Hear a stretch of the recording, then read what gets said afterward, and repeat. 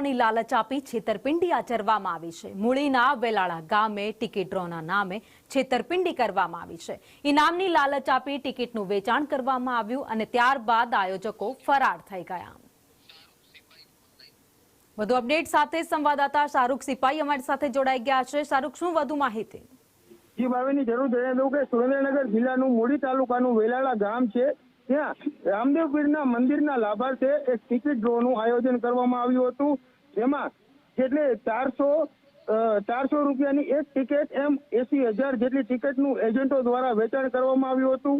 Draw સમયે છેતરપિંડી આચર્યા હોવાનું ગ્રાહકો કહી રહ્યા છે, જેના વિડીયો પણ સામે આવ્યા છે। જ્યારે 5 નવેમ્બરે ડ્રો થયો હતો અને આયોજકે ચીટિંગ કરી અને લાગતા વળગતાને લાખો રૂપિયાના મોટા ઇનામો આપી દેતા ભાંડો ફૂટ્યો હતો। આ સમગ્ર મામલે હાલ તપાસ થઈ રહી છે। આભાર માહિતી માટે।